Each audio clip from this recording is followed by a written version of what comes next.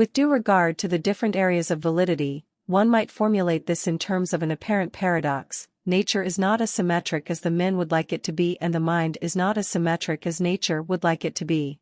All the acts of violence and inadequacies that a systematic method imposes upon reality are also due to the rhythm and symmetry in the formation of the contents of life. Just as the individual person's assimilation of people and objects by imposing upon them the form and law of his own being testifies to a considerable strength, and just as the more superior person, too, does justice to the uniqueness of objects and shows regard for them in the process of making them subservient to his ends and his power, so it is an eminently human quality to force the theoretical and practical world into a framework that is provided by us. But it is more noble to recognize the specific laws and requirements of things and to integrate them into our existence and activities by following them.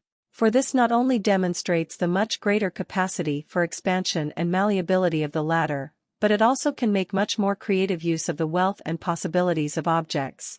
Thus it is that we observe in some spheres of life that rhythm as the rationalistic systematic principle appears as the later stage of development, whereas in other spheres this stage is resolved according to circumstances, and the rigidity of the framework is adjusted to the changing requirements of the conditions themselves. For instance, we observe that only at a higher cultural level does the institution of regular meals divide the day rhythmically, whereas a number of regular daily meals is unknown among primitive peoples. On the contrary, we have already mentioned that they often have a regular cycle of periods of privation and times of frivolous jubilation that has been completely abolished by more advanced economic technology. However, this regularity of daily meals achieves its stability at very high levels of development, but perhaps not at the highest levels of the social and intellectual scale. It is discontinued by the highest strata of society on account of their professional and social obligations, and complicated considerations of all kinds. The changing requirements of objective circumstances and the mood of the day may also cause the artist and the scholar to do the same. This already indicates how much the rhythm of meal times, and its opposite, corresponds to the rhythm of work. Here two different sequences exhibit quite different relationships. Primitive man works just as irregularly as he eats.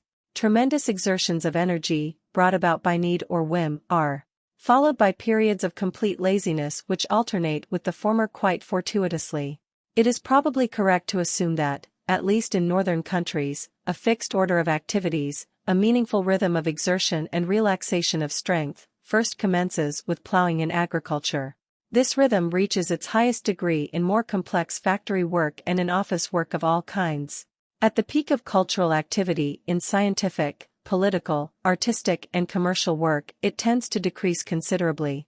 For instance, if we learn that a certain writer picks up his pen and puts it down again at the very same minute every day, then we suspect that this stationary rhythm of production lacks inspiration and inner significance. But among wage earners too, this development leads at a later stage to irregularities and unpredictability, even though for completely different reasons. With the advent of large-scale industry in Britain, the workers suffered greatly from the fact that any slump in sales disturbed a large enterprise to a far greater extent than it had disturbed the many smaller enterprises previously, because previously the guild would have distributed the losses. Formerly, the craftsmen continued to work in bad times in order to accumulate a reserve, but now workers were simply discharged. Formerly, the wages were fixed by the authorities, but now every decline in prices led to a reduction in wages. Under these circumstances, it is reported that many workers preferred to continue to work under the old system, rather than to work for higher wages at the cost of the greater irregularity of work.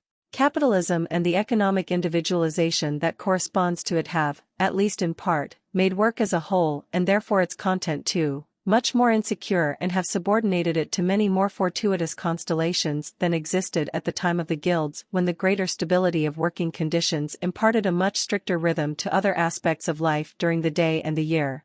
Recent investigations have shown that, whereas the arrangement of the content of work formerly had a predominantly rhythmic character, particularly in the case of primitive cooperative work, and was accompanied by songs, with the perfection of tools and the individualization of work, this rhythmic character was subsequently lost.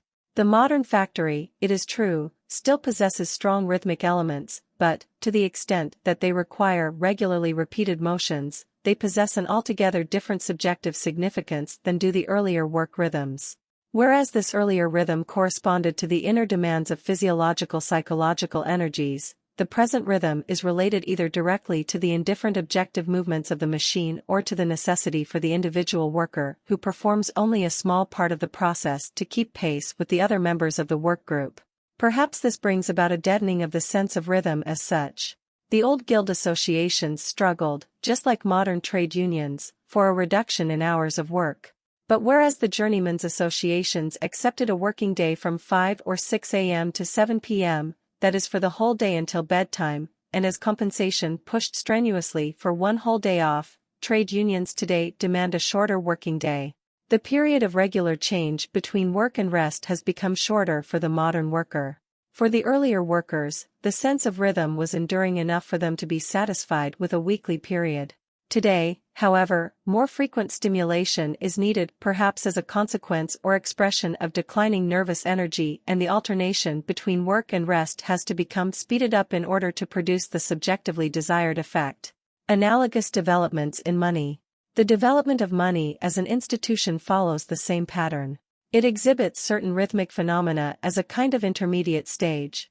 From the chaotic fortuitousness that must have characterized its first appearance, money passed through a stage that at least reflects a principle and a meaningful form, until, at a still further stage, money gains a continuity in availability through which it is able to adjust itself to all objective and personal needs, free from the constraint of a rhythmic and, in a deeper sense, still fortuitous framework. For our purposes it is necessary here only to illustrate the transition from the second to the third stage with some examples. Even in the 16th century, in a city like Antwerp, in which a tremendous number of money transactions took place, it was almost impossible to get hold of a considerable amount of money outside the regular fairs where bills of exchange were bought and sold. The extension of this availability to any time when a person requires money indicates the transition to the establishment of a fully developed money economy. Yet it is typical of the fluctuation between rhythmical and non-rhythmical forms of money transactions and of people's awareness of them that the transactions at Antwerp were called the permanent fair by those who were used to the difficulties and irrationality of money transactions in a medieval economy. Furthermore, as long as the businessman makes and receives all payments in cash, he must secure a considerable amount of cash whenever larger sums are due, and on the other hand he has to know how to invest such sums efficiently at times when his receipts arrive. The concentration of money transactions in large banks relieves him of the periodic necessity of accumulating and disposing of money.